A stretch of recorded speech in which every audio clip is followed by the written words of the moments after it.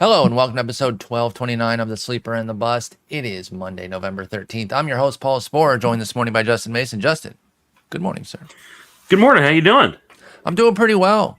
Recovering, or not recovered, I should say, not recovering from our trip to Arizona. It was a blast. Hope everyone enjoyed the live episode. Got a lot of nice feedback on that. It was an amazing time there.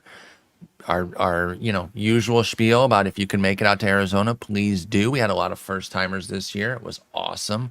The live episode, the whole podcast room. I mean, the way that's elevated over the years. First off, big shouts to James Gale, the producer, who makes so much of that happen so smoothly and so brilliantly. And of course, Brent and Ray for allowing it to expand into what it has, where there's podcasts going damn near all the time. And it's pretty fun to be the closer, as we were shutting it down there. The signs y'all had were amazing. Mm-hmm. It was great. Podcast room was great. Trip was great. How you doing? I'm doing great. I mean, I had an absolute blast in Arizona.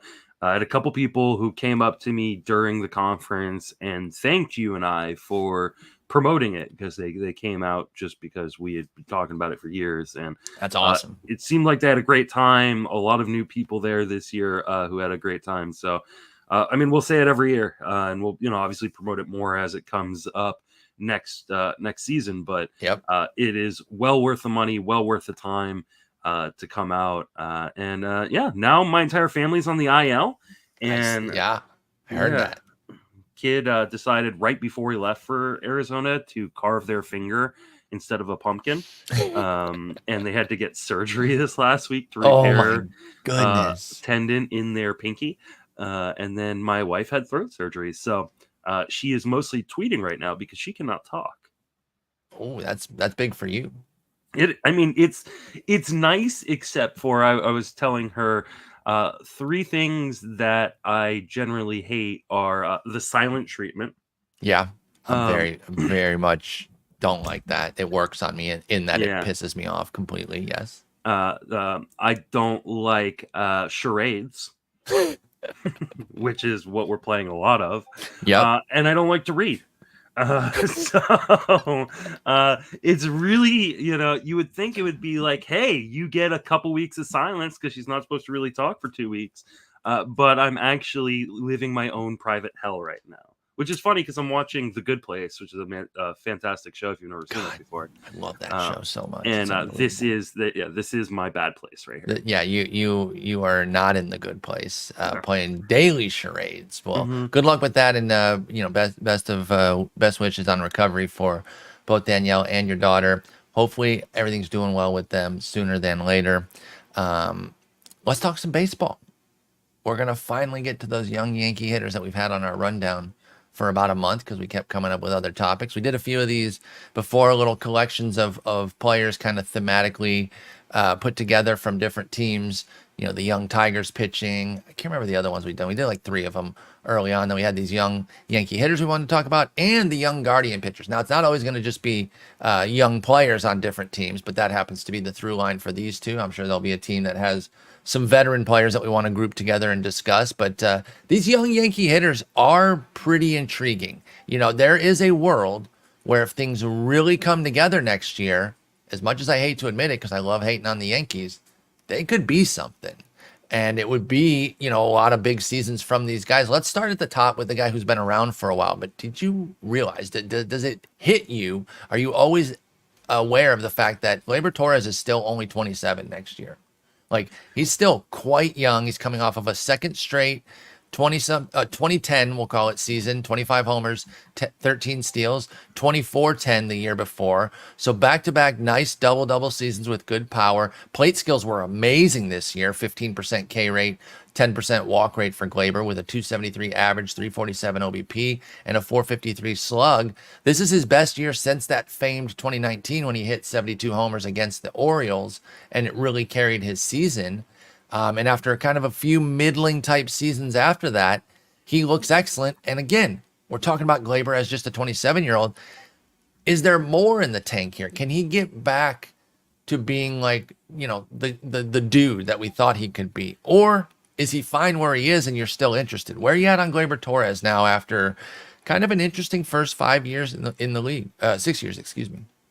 I mean, I think this is kind of who he is. I think he's a 25 homer hitter and double-digit stolen bases with a good average. I think the 273 average, I think, is pretty legitimate considering the underlying skills. The XBA was actually 280, which would insinuate he might have been a little bit unlucky in that batting average. He had a career high 88% zone contact, which is above league average.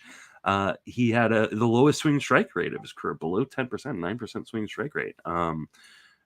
Everything is in line for him to just be a damn solid player. You're talking about a guy that I think is Marcus Semien light. That's a good way to put it. I like that comparison. I love those guys. I mean, me too. He isn't overpriced. He's going outside of the top 100 picks. Just barely, but he's got a level of stability that a lot of the other guys there may not actually really have. So kind of an infield Brian Reynolds type too, to give another name in that realm. I love the Semien comparison because that's position to position. So that one works even better. But yeah, those type of guys, sometimes we talk about them as accumulators, compilers. Sometimes that's seen in a negative light, but obviously as long as they keep staying healthy and putting up the 150 plus games per year, then they're going to keep doing their thing. Hunter Pence was that guy back in the day, kind of the last generation of player. He was awesome like that. And now we've seen these two seasons in a row here of Gleyber doing really well. And like I said, and you pointed out too, he improved this year. The homers and steals were very similar, but the slash line is markedly better. And I love the plate skill improvements. The 10% walk rate is a career best. I'm not including the 14% from 2020. He played 42 games. I don't give a shit about that. So these are the best plate skills we've seen out of Gleyber. I agree that the price at pick 104 is really not that bad. I'm okay with that. And I think if he fits my team around there, I've got no issues taking Gleyber, even if he is just, repeating this season for a third straight time. Yeah, and I mean, I think the clear anomaly in his career was 2021, right? Like he just, he played, a lot. He had 500 plus plate appearances, but only hit 9 home runs. Like I think that is, I mean, obviously there's another anomaly in the juiced ball season with the 38, in 2019, where he hit like 33 home runs against the Orioles. It was unreal. So, but I think, in terms of like a down season, like I think 2021 is a pretty big anomaly. And I think he's about as safe as a bet as you get at second base, especially once you get past kind of those top tier options. Yeah, I quite like Gleyber Torres. You do too. We're definitely interested in him. And, if things really do get going with this team, then the runs and ribbies could jump up too. And that could make him even better than the top 100 or just, we'll call it top 105 pick that Gleyber Torres is. Let's talk Anthony Volpe. Gold Glove winner, which, by the way, shouts to him. I was banging the drum that he shouldn't make the team because of defense. Specifically, I was like, Peraza's the better glove by all accounts. Volpe's glove might even be challenged. And, defense fluctuates. I didn't make it up out of thin air. It was the scouting reports I was reading from people saying that he didn't have it there. And I don't say that to shirk responsibility. I'll take the fat L on that because he goes out, puts up 2.5 D-WAR and wins a Gold Glove. Shouts to you, Volpe. Problem is, he didn't hold up his end of the bargain offensively. Now, 2020 is wonderful. 21 homers, 24 steals. But he hit 209, and that really curbed the potential there able to earn. He was still a negative dollar value player.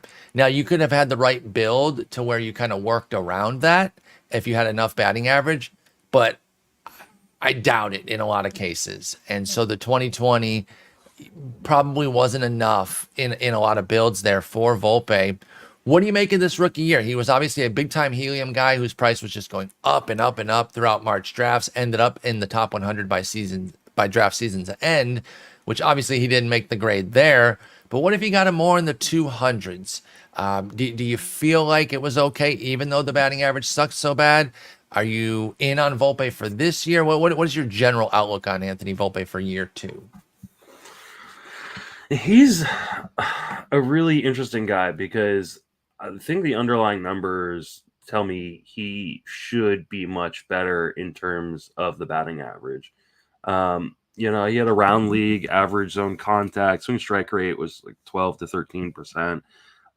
which, isn't amazing, but like isn't bad. Like we're like seeing these kind of big strikeout numbers, like doesn't quite make sense to me. I think he's going to end up being fine. Like, I don't think there's a lot of reason to like worry that like he's going to have another 200 batting average again this season. I mean, I probably pencil him in for, again, like a 2020 season with like a 240 batting average, which is a lot more palatable. The only issue is like he's currently going at pick 141, and I just don't see that staying there. Like, I think he's going to be inside the top 100, and then you start building in a lot of risk. And do you want to take a guy like Gleyber Torres over Anthony Volpe because of the stability that you're going to get from Torres? I think he makes a lot of sense in builds where you're, doing a really good job of balancing safe floor with a high ceiling of Volpe. Because, I mean, if we're discussing between who has a better chance of being first round value, Volpe is the guy, right, over a guy like Torres, because they can match each other in power probably, and then you could see Volpe stealing 30 pretty easily. Yeah, especially if the OBP goes up as we expect with the batting average to go up.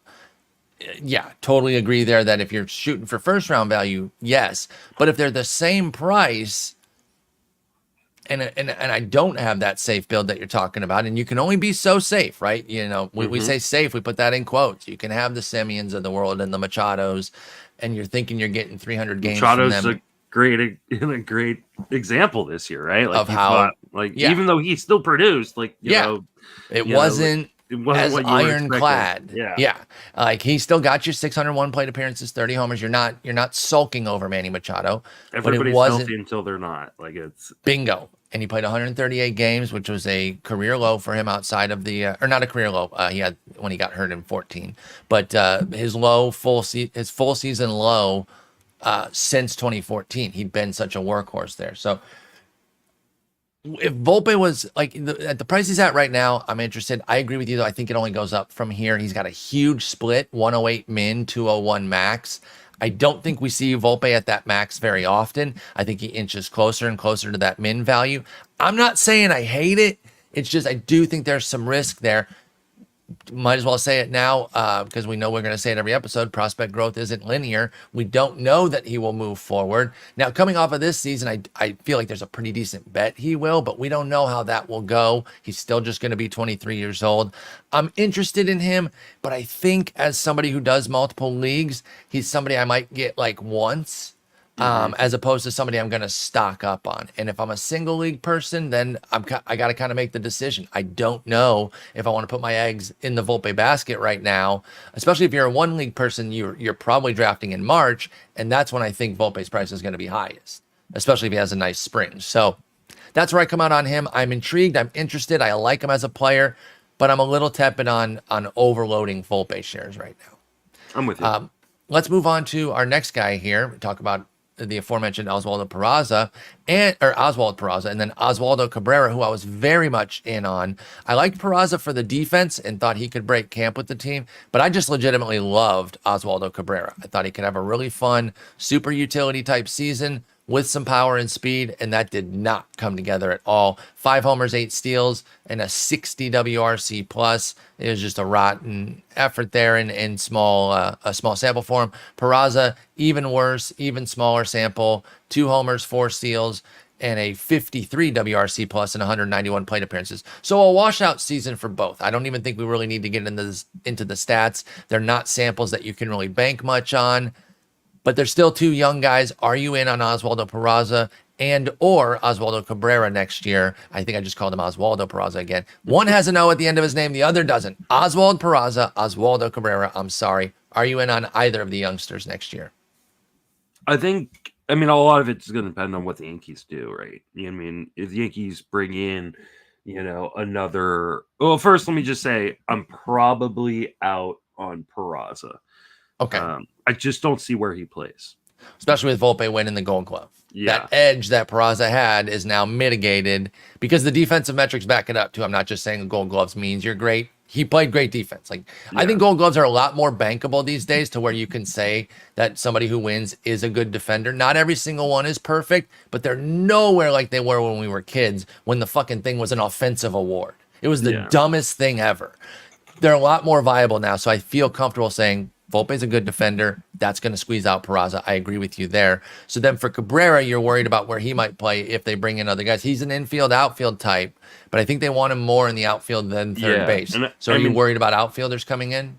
Yeah, I mean, if they brought in somebody to play left field, I would be a little worried because I don't know that he's going to play center very often. Yeah. Though if they don't bring anybody in, if they, they have other needs in, pitching, namely, they need starters, right? And probably some added bullpen help. If they don't bring in a left fielder and he is in open competition with Jake Bauers, like, I'll take Cabrera. Like, I'll take that bet. Like, the underlying skills were fine. So, like, and we know there's power in that bat. I'm not super worried that, like, he couldn't beat out a guy like Bauers. And because he can play so many different positions, like, he can find his way even if he's not the everyday left fielder. So I like Cabrera still, and I think I haven't checked where he's going, but I mean, I gotta assume dirt cheap. I got you on that. Oswald Peraza, 439. Oswaldo Cabrera, who you do like 558. Yeah, I mean, I'll dirt take cheap. that. I'll take that all day. That's, I mean, same. I know we're not supposed to say it's free, but in a 15 that one you can. No. Team 30 round draft, that is like he's not being drafted. That is free. So, I push back on your free when it's like an 11th round pick, and you're like, that guy's free. It's free. 558 you can say is free, and what we mean there is it can't really harm you. It is a pick, it costs something, but it's a pick that no matter how bad it goes, it cannot harm you, even if he does literally nothing, because 558 you're in the lottery ticket zone firmly. Hell, even Oswald Peraza's 439 is already lottery ticket zone, and that can't really hurt you. That is the 30th round, but that's last round of a standard. If the Yankees trade Gleyber Torres, which has been a rumor that has floated around for years, then Peraza's back in the picture. Then Peraza becomes more interesting. And again, his underlying skills, they aren't bad either. Like, they're, he's got around, league average zone contact. 14% swing strike rate is not what you really want to see, but he's one of those guys that could be a compiler, and he plays, good defense. So, like, power and speed. Yeah, there's, a little bit of pop and good amount of speed and good defense. So, like, if he could find himself in an everyday role, I guess it would make sense. And I guess he could play third. And that's Peraza. Yeah. Well, with LeMahieu, we just don't know what to expect out of him. Yeah. He's penciled in at third right now. His health has been a nightmare. We also don't know what to expect from Anthony Rizzo. Like, correct. Who's also old, unfortunately. And after that head hit when he got run into, he was not the same. He was having a transcendent season. Yeah. And then that totally derailed him. Hopefully everything is good there. We don't want his mentals to be messed up, but we don't know with Rizzo. So we do have two open spots there, or not open spots, but two spots that are a little bit in flux about whether or not you're going to get $150 out of them. So that could create an avenue for Peraza. So both of them are cheap enough that I'm going to have shares of both. I'm going to have more shares of Cabrera than I will Peraza. Doing draft champions as we're about to get started. I know you and I are doing some gladiators. We're not drafting either of those guys in gladiator, but as we get into our draft champions, I think I'll see Oswaldo Cabrera on multiple of my draft champions teams. I made one switch on the rundown for you. I want to add a guy in that I did forget. And let's talk about Estevan Florio. And we'll get to Everson Pereira too. Another guy, another two guys where they have kind of a similar name there with Estevan and Everson. Both outfielders. Let's start with Florio. He was the guy who was up this year, got some PT. Nothing to write home about. It was a cup of coffee, 71 plate appearances. In fact, he's been kind of a sip of coffee kind of guy the last 3-4 years. Hasn't really gotten that opportunity. But down in the minors, Florio went 28-25 with a 284 average and a 130 WRC plus. The strikeouts were monstrous, and that's a big issue for him. But he took a 14% walk rate to counterbalance the 30% K rate and still produced a ton. is this a triple A guy who's just a stud down there, and your classic quad A guy is what I meant to say, where he just dominates triple A but can't hack it in the majors? Or does Estevan Florial need a real shot at the majors so we can see where he's at? Can he be, here we go, can he be this year's Josh Lowe, Estevan Florial? I don't think so. I mean, can I interest you in a I guess a more powerful version of Jorge Mateo? Like, sure. I mean, Florial's fast. Isn't that kind of what Josh Lowe is, though? I think we're looking at Josh Lowe. I think we're looking at him through the rose-colored glasses of the season he just put up. This time last year, you would have been comparing Josh Lowe and Jorge Mateo.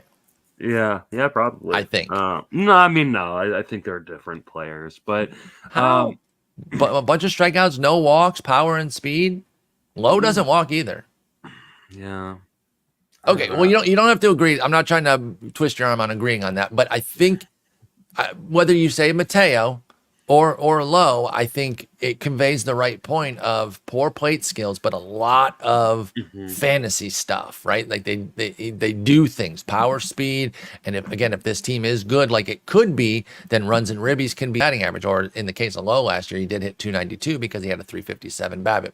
So with Florial, are you believing enough that like you would take a shot? I mean, he's freer than free. They give you money back if you take him at pick 708. Is that worth taking that last pick gamble there? Do you think you can really strike it rich with Estevan Florial? I mean, I think you have I think there's a chance. I think it is a literal lottery ticket. Like, I think the chance that he's going to succeed is pretty low. The underlying skills are atrocious. He doesn't make contact.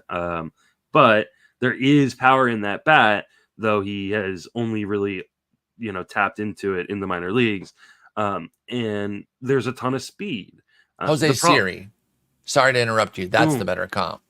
I think the only issue with that comp is the reason why Jose Siri plays every day is his defense. And elite defense. Florial is like a defensive version of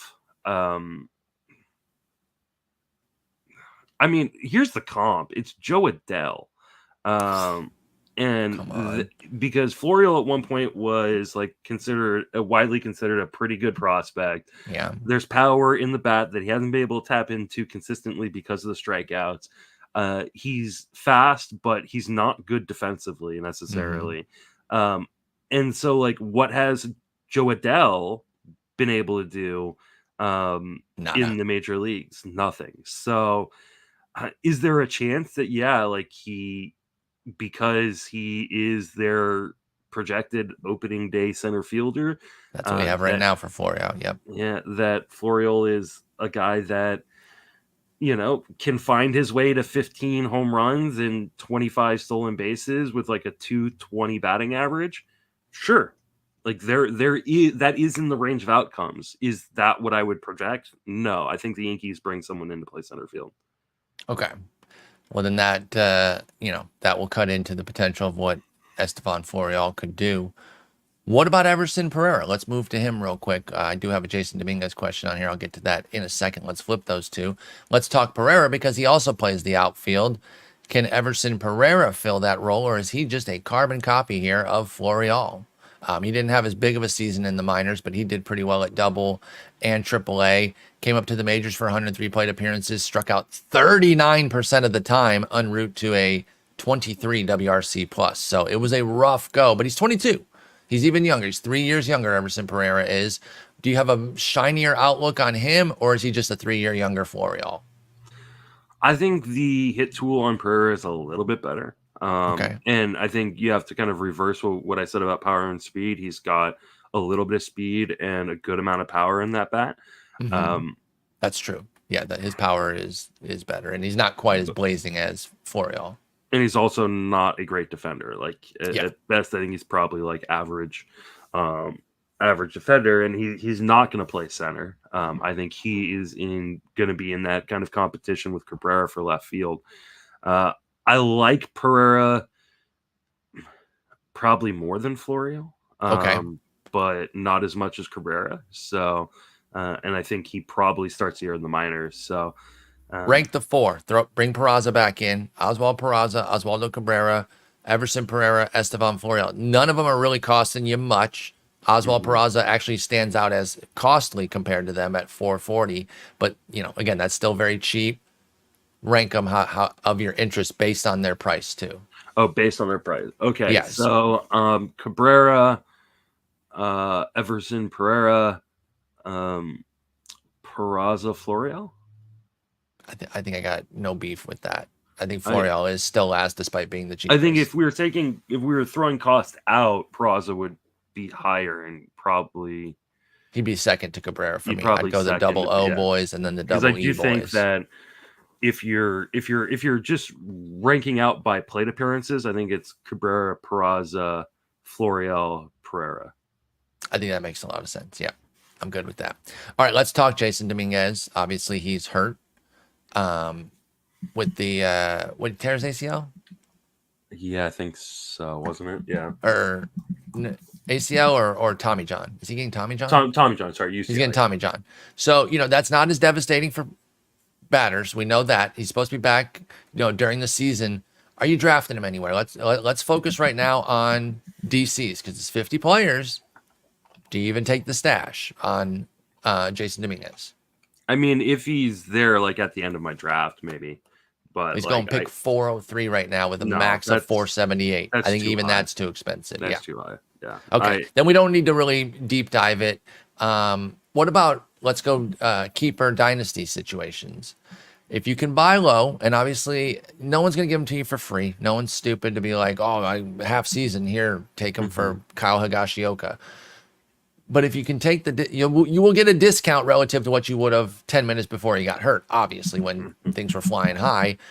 Are you examining that discount on Jasson Dominguez in dynasty and keeper formats to buy him for the long term? I think I would.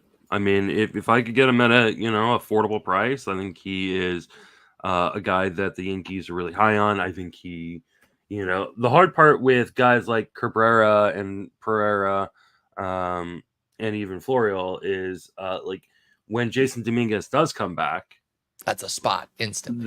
He's getting a spot back. And the question is that spot in center or is that spot in left? So I don't think I would buy on Dominguez if I needed him for this year because we just don't know what the recovery is going to be like for the Tommy John. But long term, I think Dominguez has a really good chance to be a dude. There's a ton of power in the bat. I think that, he has shown decent enough contact ability in the minor leagues. And in his, 33 plate appearance sample in the majors, I guess, that he could at least put up, 240, 250 batting averages, depending on, how things roll for him. So I like Dominguez a lot, but I just don't know who's selling. I think the only person who's selling Jasson Dominguez is someone who is competing for a championship and goes, hey, I need the production right now, and even then you're probably not getting him at a huge discount. No, because then that means you have to give a pretty solidified piece for the following year. For somebody that's going to produce right away, and that might end up being too expensive unless you're in a full rebuild and you got somebody who's 30 years old but very good, and maybe they would do something like that. You can explore it. There will be a little bit of a discount. I don't think you're getting Jasson Dominguez for pennies anywhere. Let me give you some scenarios. Would you trade this established player for Jasson Dominguez if you were looking to rebuild? Would you trade JT Realmuto? Yes. Would you trade Christian Yelich? Yes. Paul Goldschmidt? Yes. You're hitting all the right oldies for me. Yes. Nolan Arenado? Yep. Mike Trout? That one's closer. But yeah, I think I am, especially if I'm rebuilding. I got 2 injured guys here. Give me the younger one. Okay. I'm trying to see Jose Altuve. Ooh, I think you found my point. No, I think I'm going to hold Altuve still. Okay. What Or about just try to get a little. I'll give you Altuve for Dominguez, and you got to give me a little flavor added in there. Marcus Semien? Same thing. I was waiting for you to get to him because I knew that's exactly who I was thinking of when we brought this scenario up. Again, give me a little bit more flavor, but I think I can do that. I can get there if I get a second piece, like a decent prospect, because I'm giving you a guy that's giving you 700 plate appearances of quality work. But yeah, I think, I think that's where you start to really be able to get some deals done if you're dangling out guys like Altuve and Semien and you're saying, hey, maybe not a 1-for-1, but let's work something here. I've got you. I've got you a nice shiny play this year guy for your nice Dominguez for the years to come, and I think you could probably get something done there. But yeah, definitely something like that. And if I am giving that top tier player, just give me a little something else on the back end, and we're good to go there with Jasson Dominguez. All right, last one for the Yankees, and we'll get into some young Guardians pitchers. Is Austin Wells a thing? Austin Wells came up as a catcher, but never was. I don't think anybody really ever had delusions of him being like a full-time catcher.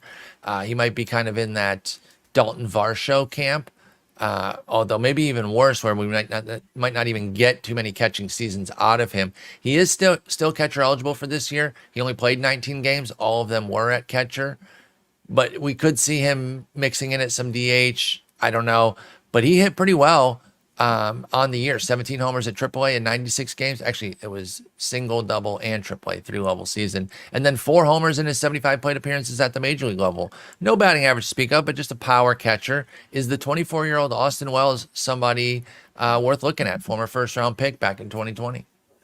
I think so. I think he's one of those guys. Sorry to cut you off. Only because of the catcher eligibility, or do you think he's like a nice hitter? No, I think because of the catcher eligibility. Okay. That's fair, by the way. I mean, maybe if he was able to just focus on being a hitter, he would be a guy who could potentially be like a lower tier first baseman or something like that, or outfielder. Yeah. But mostly it's catcher eligibility, and I think he's one of these guys that is a cheap C2 in your 15 team leagues where you go. Yeah, I didn't want to spend up a catcher, so I'm just going to take a gamble on Austin Wells. And if he doesn't pan out, then I just move on to the next guy. But I think there is a reasonable chance that he's, he bats left-handed in Yankee Stadium. It's a pretty darn good place to hit. And unless they bring in a Mitch Garver or someone to soak up extra plate appearances, I'm not worried about anybody else on that roster, taking enough time away from Austin Wells where he's not going to be at least a valuable low-end C2. So, and I think there is a reasonable outcome in which hey, maybe he can hit 25 home runs in Yankee Stadium as your C2 and take that any day. Yeah, even with the 220 average, we're all about that from catcher. Totally agree. Austin Wells does have some intrigue for me, and I'll be keeping tabs on him. I'm down to take that gamble. And then when you talk about DCs, you need 4 catchers. So I'm definitely open to getting him somewhere like that where I might have 2 stable catchers ahead of him. But then if he happens to pop off this year, then I have Austin Wells who can go in if one of my catchers ends up flopping on me. So, yeah, Austin Wells, very interesting. He's currently going as the 25th catcher off the board. I'm fine with that. I'll pay that. I mean, the crazy thing is, and it's it's weird to say, there are a lot of guys going late. I like it, catcher. Catcher got an infusion this year, man. Not just at the high end either. We talk about guys like William Contreras ascending even higher than he was. Yainer Diaz, Cal Raleigh established himself, showed that last year 22 was legit with another big season this year. People still believe in Francisco Alvarez, and I understand with the power that he has. Jonah Heim, Logan O'Hoppe. But then you jump down. Ryan Jeffers had a sneaky great season. Shea Langoliers is basically a bargain basement Francisco Alvarez if you just want the pop. Your boy Patrick Bailey in San Francisco. There's other guys down there too that I think you have some interest in, which is why you were saying that, you look at the Andy Rodriguez is in that Austin Wells area, Danny Jansen. So there are guys, Freddie Furman. Yep. This is going to be one of those years where in the past, I have been much more apt to take an early first and even second catcher. And I think, well, I'm not out necessarily on guys like Adley and JT Realmuto. I'm not as like jumping for joy to like grab them, and this is why none of them are going like in the first 2 or 3 rounds. Like, Yeah, pick because 56 is the high for Adley. He's the highest ADP, I should say. And I agree with you. There's just such a rich pool. Yeah, You don't have to, like, they're better, right? Like, we're not saying that you're absolutely. getting Adley Rutschman at pick 400, but like, But you're getting usable guys, whereas previously, I mean, how many years, or decades did Baseball HQ run the article about like this is you get negative value from your from your you, $1 C's, yeah, and they're I just hurting you. Like, don't know that stop that's the taking case them. anymore. No, I agree. And I'm much more back in. I think I did say that right. On a low C2 than I have been previously because of that. And that Baseball HQ is where I read that, and I was like, okay, I got to stop taking. I used to be Mr. $2 on catchers in my auctions. I'll take two $1 guys. Oh, But you I get remember negative 15 value from them. my original home league would scream at people for take. I mean, it was AL only, so I mean, a little bit different, but they would scream at people if you spent more than $1 at catcher. Like they would legitimately get mad at you. Like, what are you doing? Like you don't spend more than $2 on 2 catchers. Like, like that's crazy. Like, but yeah, I mean, the game has changed, and now it's changed again, where it's like, oh, maybe we need to go back to not spending money on catchers. And it might continue the evolution, because one of the big things that we've talked about is with the automatic balls and strikes that they're coming. It's coming. It's not coming this year. I'm not saying it's in stone, but it's coming, folks. This is not an if, but rather when. And what that can do is it might take more. It will definitely take importance off of framing, and it can get back to some of these guys that might have big arms and big bats. We might even see more guys stay at catcher that can just hit and maybe throw some runners out because they don't give a crap about framing with the new automated strike zones. So we could see a further catcher renaissance here in the coming years as we move forward there with the automatic balls and strikes. So keep that in mind too. But catcher's deep. I'm probably still taking one stud, maybe one of the guys in the top 10, but then I am waiting for the rest of my catchers in a draft champions league. All right, so that's the Yankees. Again, a lot of young guys there. If a few of these guys really pan out, a couple breakout seasons at the top end, they really could have a pretty decent offense next year. So stay tuned there. Even if you're a Yankees hater, don't let it blind you to the fact that we could get some nice guys here. Let's talk Guardians pitching, because obviously that was one of the bigger storylines this year. They were a big part of that influx of talent that we got, where in the NFBC leagues, we had minimum of one rookie pitcher a week for quite some time. There was like a 10-week run, it felt like, where there was at least one stud coming up ready to dominate. And we saw some real dominance here. Let's start with not their young guys. I should just title this Guardians pitchers, because the first guy we're going to talk about is a little bit older, Shane Bieber. But what's up with the big veteran here? Because he's kind of the leader there, but is he a trustworthy 150? Can we get that? Are you paying for that? I know you didn't like him coming into this year. Price is coming down on him. He's going to be pick 145 next year. Are you paying that for Shane Bieber? Do you trust him at all? I don't. I mean, I think he is hurt. I think I know that he finished the year on the mound, but I just don't trust it at all. And I haven't been a Shane Bieber guy, like you mentioned, for quite a while. Mm-hmm. It burned me in 2022 because he was fantastic. But, I mean, 2021, 2023 didn't get to 130 innings. So I'm not betting that we're going to see a bounce back to 150 plus innings and the kind of guy that you have expected. And we just see declining skills every year on top of that. And so, I think he needs to be more of an accumulator in order for Bieber to return the kind of value you're looking for on a guy like him. And there's just too many guys going around Shane Bieber that I prefer. So to me, I'm out, even though it is a pretty big reduction in price from last year.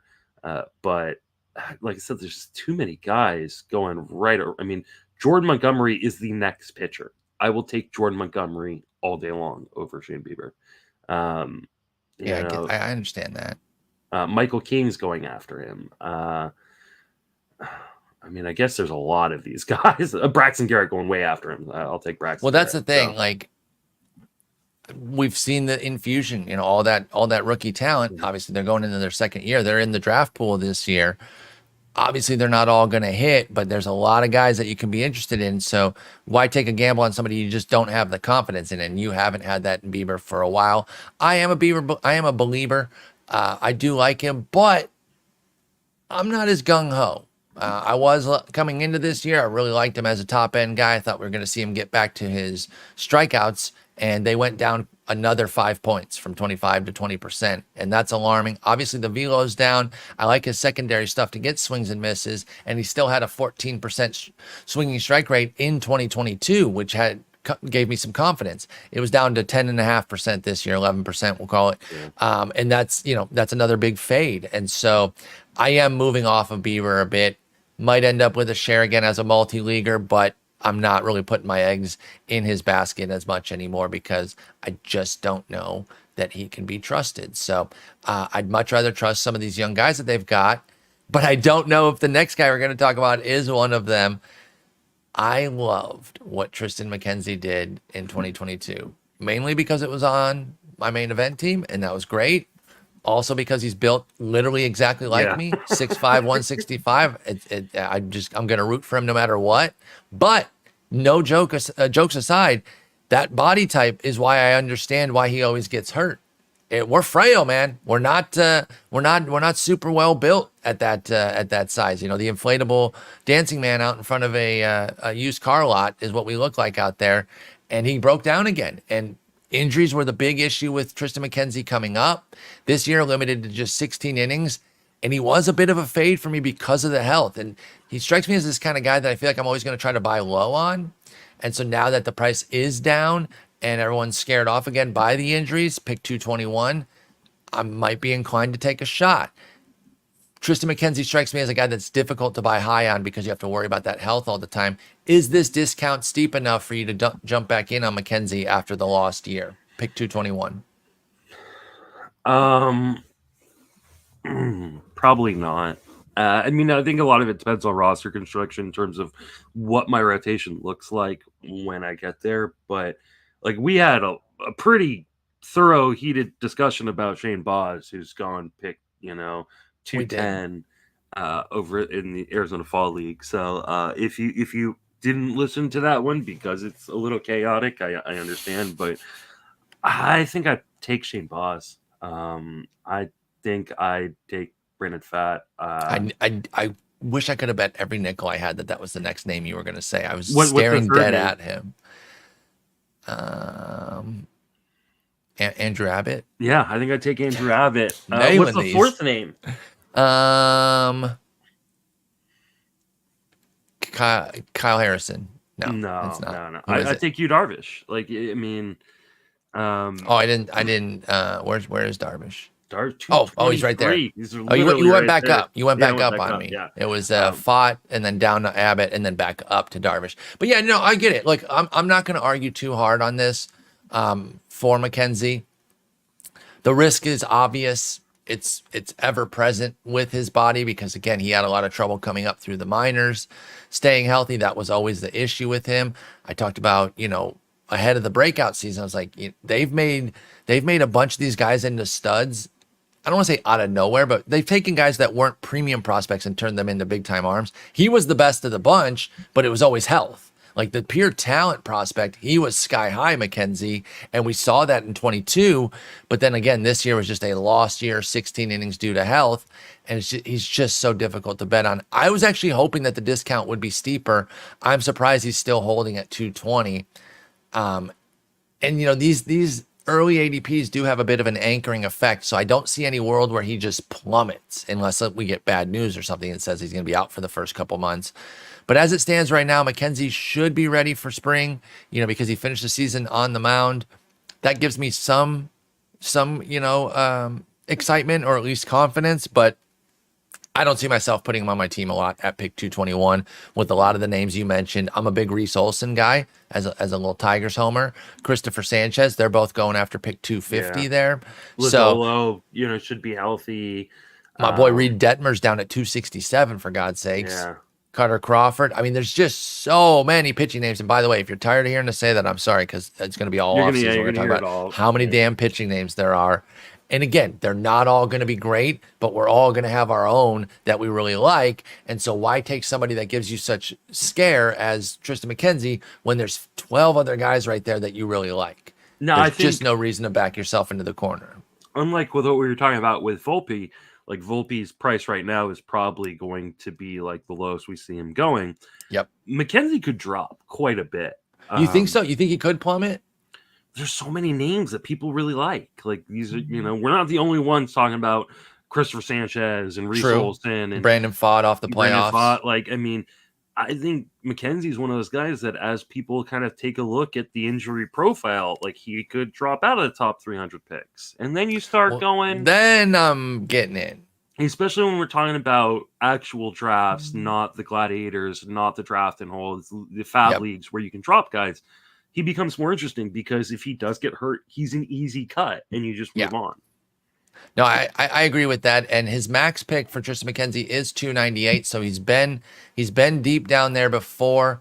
I will say that is kind of a clear outlier. Like there's other picks in the 200s, but that's a 30 pick difference from his next lowest at 263 for McKenzie, and his min pick is 142, but it was way too high. It was in like one of the first drafts of the year, like it, and so somebody just got a little overzealous there, and that one is a clear outlier to the high end.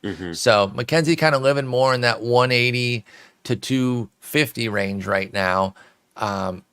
If he does drop, then I start to get back in. You put him at the end of the 200s, and now you're talking he's around like a Mason Miller, Sawyer Gibson Long, Seth Lugo, Paul Skeens. Then all of a sudden I've got more interest. I'll say that for sure. But okay, so that's Tristan McKenzie, Shane Bieber. Now let's get into the actual rookies here. First off, straight away with the price included, your favorite of the three rookies, Tanner Bibee at pick 115, Gavin Williams at pick 143, or Logan Allen at pick 390? I mean, I think it's Bibee for me. I don't think it's particularly close. I think he's I think he's exactly what the Guardians love, is the guy who's got really good stuff, but also really good command. I think he is the most complete of those three. I think Gavin Williams is the best stuff. But sure. I get behind that. The command and control isn't as stellar as Bibee. So, and I don't really have a ton of interest in Logan Allen for the most part, though he is the cheapest. Yeah, we'll get to him. Let's talk Bibee because I agree with you. I love Bibee. I will pay the premium there. When you're looking at the three, I'm not looking for a discount. I'll just take the best guy, and I believe that is Bibee. Yeah. But I do want to ask a little bit about that Flyball Lean. It was a 37% ground ball rate, so the ball was in the air a good bit. 8% homer to fly ball. Do you worry about a potential home run issue, or are you of the mind that, like, even if that does go up to say 12% homer to fly ball and he allows a few more shots, there's solos anyway because he doesn't walk anybody? Like, is that a looming concern for you at all? My guess is no, just based on how glowingly you spoke of him. But what do you think of Bibee's fly ball lean right now? I'm not overly worried about it. He does such a good job of mixing pitches that he's going to get guys to get under it, a decent amount. And like I said, the command is so good that I don't worry about him missing his spots so often. And like you said, even when he does, like, it's likely going to be a solo shot anyway. So, and this is not new, by the way. He's always had this fly ball lean, and his minor league home run rate was 0.7 homers per 9. He was at 0.8 this year in the majors. So he's lived with this. Fly ball lean doesn't always mean you're a problematic home run machine. You can get a lot of pop-ups, and those are basically strikeouts in terms of the freeness of that out. Yeah.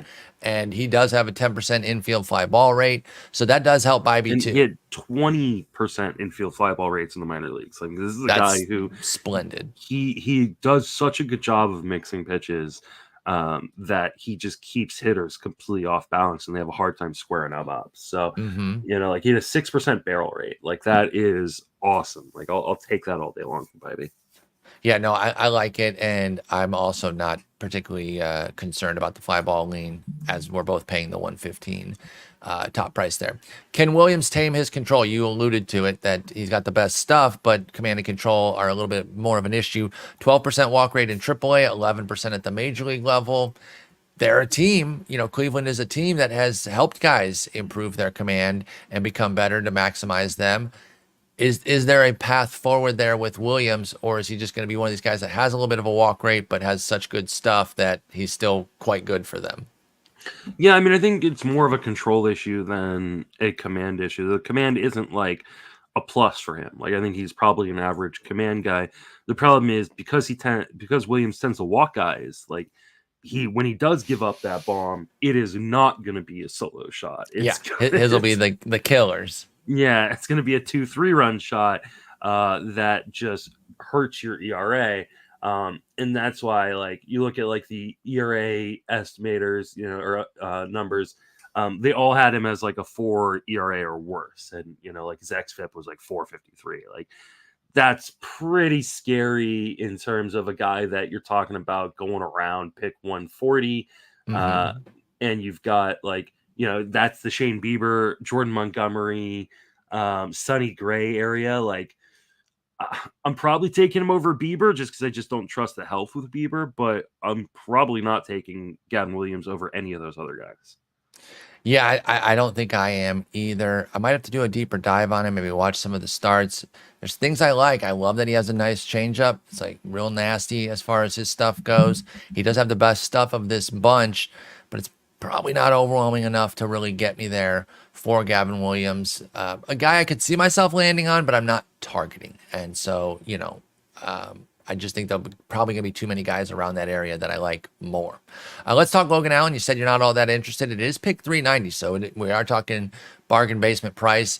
The 140 whip is a problem. So the way I phrased it was, are you worried about the 140 whip, or is he a sneaky late buy? Based on your earlier comment on him, I think it's the former, but let's expound on that with regards to Logan Allen. You said you're not particularly interested in him. Is it just too many base runners? You don't really see a path forward to success with Logan Allen? Yeah, I mean, I think that Allen is one of those guys that's going to be on the cusp of the rotation. For Cleveland, he's definitely a guy. Like, I mean, it's always hard to know what Cleveland's going to do in general in terms of their starting pitching, because they could easily trade away 2 or 3 guys, and all of a sudden, like, Logan they love Quantrill too. Yeah, but that's the problem. Is like they get all these guys from out of nowhere that, like, the Cal Quantrills of the world, the Logan Allens of the world, the Tanner Bibees of the world, like these guys that weren't necessarily. I mean, I guess Logan Allen at one point was a pretty big prospect, and Quantrill was a first round pick, but like they'll have 2 or 3 other guys in their system that could come up and just take Logan Allen's job. And I think the only thing working for him right now is I think he's the only lefty in that rotation. Yes. As of now, but I said that last season, right? When we were talking about, once they get guys healthy back, the Guardians are going to send someone back. They're not going to send down Logan Allen because he's the only lefty, and they sent down Logan Allen. So they clearly are not in love with him either. So I worry that Logan Allen's not even in the rotation to start the year. So fair concern. I think that's a completely fair concern. Because they got a lot of arms coming, and it might not even be an outside acquisition. Maybe somebody within beats them, which leads us into our last question here. Who's the next big thing? There's some guys going. Joey Cantillo is going pick 711. Cody Morris, pick 724. Xavier Curry has not been drafted in any of. That's kind of surprising to me. I'm not like super in on Xavier Curry, but you got Joey Cantillo, Cody Morris, Noah Syndergaard, for God's sakes, is being picked. Hunter Gaddis, Zach Plesac, and nobody's taken a single Xavier Curry shot in these 23 drafts. That's surprising to me. But anyway, Xavier Curry or Daniel Espino, who's also going. He's been gone in 3 of these drafts at pick 731. Who's the next big thing? Who are you betting on there for Cleveland to turn into a stud? I mean, Cantillo is interesting because he's another guy who's got good command in 4 pitches, and he could be their lefty. Yeah, if they want to have one lefty in, he could be that guy. he could definitely be that lefty. I don't know what Espino's health issue. It's not good. Yeah, so like I can't imagine he's gonna be factoring in unless he like really shows some really good health early on in the season. I can't remember why he was Right out of shoulder anterior capsule repair surgery on May 3rd, which puts him out 12 to 14 months. So we're looking at him midsummer anyway. I don't know why anybody's drafting a Daniel Espino who's never been in the majors, isn't coming back till June or July. I like him. He's a big time prospect. I think he's probably the next best behind McKenzie in terms of prospect hype of all of these guys that they've had in recent years. But his health is very similar too, in that he hasn't stayed healthy. So I don't draft Espino right now. You're wasting your time, even in a draft champions. One of the guys that I'm going to keep an eye on that I don't think a lot of people are going to keep an eye on is Parker Messic, who is a 23-year-old. I think he finished in high A last year, but he's got really good command. And he's got a disgusting changeup, 4 pitches. He is this type of Guardians pitcher that they like. Like, he's got a really good off-speed pitch, a really good command, and he is older, right? Like, there's no reason for him to be sitting around in Double-A for very long. So I think he may not make the opening day rotation. He won't make the opening day rotation. No, he won't. But this is a good call out right here, Parker Messic.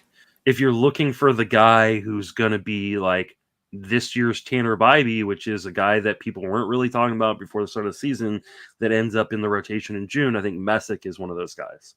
It's a great call out. 2022 draft pick, second rounder, like you said, a little bit older, already age 23 next year, finished in high A, had a good 2-level season at A and high A. If he continues on this trajectory, he really shouldn't have to spend much time in Double-A. Then he's a phone call away in Triple-A. And as we know these days, you're a phone call away in Double-A, especially as a 23-year-old. So that's a great call out. Not on the radar at all. Parker Messic. I love that call out. I mentioned Xzavion Curry, and he looks to me more like a reliever, but he was getting some starts down the stretch. They were giving him a little bit of an opportunity. Is there anything there with Xzavion Curry? Obviously, the draft market doesn't think so, but do you see anything with Xzavion Curry?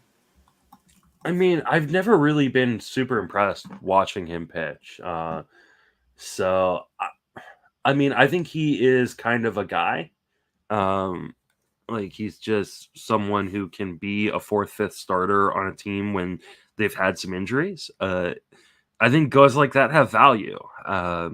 But more major league value than fantasy, right?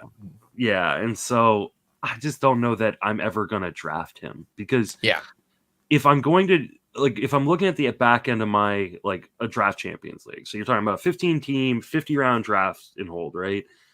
I'm looking for guys that I think are going to get innings, or I'm looking for upside. And Curry's a guy that I don't know. He definitely doesn't have upside. But I don't know where the innings come from. Like, he could get 110, something like that. Yeah, he got 95 this year in a swingman role, but I think he's just a classic swingman who, again, has more real life value than fantasy. If I'm gonna go that direction, I might as well just like go for a guy like just a random middle reliever. That I gotta be honest, I think I'd take Messic over Curry. I just banged the drum and pitched a fit about nobody taking Curry. The more I look into it, the more it does make a little bit more sense there. So pardon me on that little fit I threw, because it was only a 17% K rate in a hybrid role, only a 9% swinging strike. I love the 8% walk rate. I can live with that. It's actually 7% if you round it and round down from 7.4. I will say some of the names that are at the back end of like draft champions drafts that have been drafted make me laugh. Like, why are you drafting Zach Plesac? Like, Curry's gonna have a role before Zach Plesac has a role. I think so. Yep. But even Espino, I would take Curry over Espino. Sure. But yeah, I mean, I'm not like jumping for joy because I got Curry in the 49th round. I'm taking your boy Messic more. I love that call out. That's exactly a Cleveland guy too. That, like you said, the guys I'm going to be looking for in the 48th, 49th, 50th rounds are, and people are going to laugh when I say this, but this year's Patrick Corbin. Like, it's the guy that had the truly atrocious second season in a row, but because his contract, he's going to pitch. And you know what? Say what you want about Patrick Corbin. Like, there were times this year I had to use Patrick Corbin because he was one of my only healthy arms, and he was actually halfway decent in 180 innings of decent work. You can't put up 180 innings of a 5.20 ERA without a lot of good starts. I say that shit all the time. Go look at the game log. There were periods of usefulness. Now, if you set it and forget it with Corbin, of course you took it on the chin.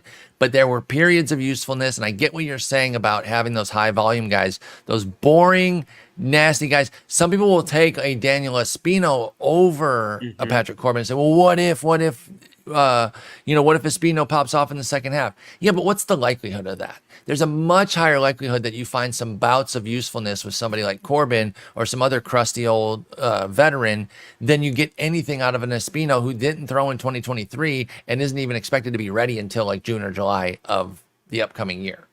Like you don't always just take the long shot prospect. This isn't a keeper league. A guy like, Daniel Lynch is going pick 734. Like, could he not put up 140 something innings? I actually still like Lynch. Yeah, so I'm with you there.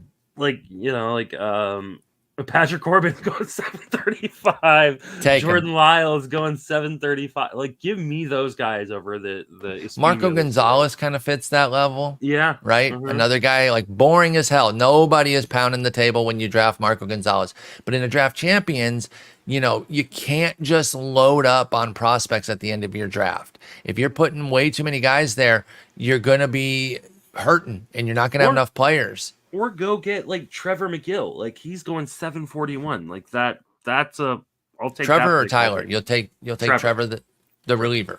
The reliever, yeah. Okay, just making sure that because I agree with you. Tyler has not advanced from where we originally saw him before he got hurt, and it just was not a good year. But yeah, ton of names, a lot of different ways to build your draft champions roster. I don't think the right way to build, though, is by stocking a ton of prospects in that 30 to 50 pick range, because you will run out of players quickly. The injuries pile up so fast, and you're like, God, I have nothing. I have a bunch of 20-year-olds that aren't going to be up until August, if at all. So be careful with that. But there's the nice Cleveland staff. They've got so many fun guys. Again, Parker Messic, underscore that name. I like that call out quite a bit there as somebody to keep an eye on. Let me add his name here to our sheet so people don't forget about Parker Messic. But yeah, we'll keep talking about some team stuff here in the coming days. Obviously, we'll be back on Friday. Justin, great talking with you. Good luck getting the family back off the IL.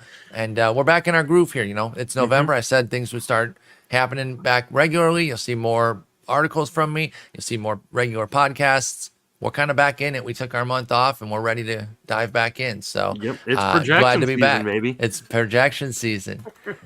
All right, man. Have a good one. I'll talk to you later. Take it easy.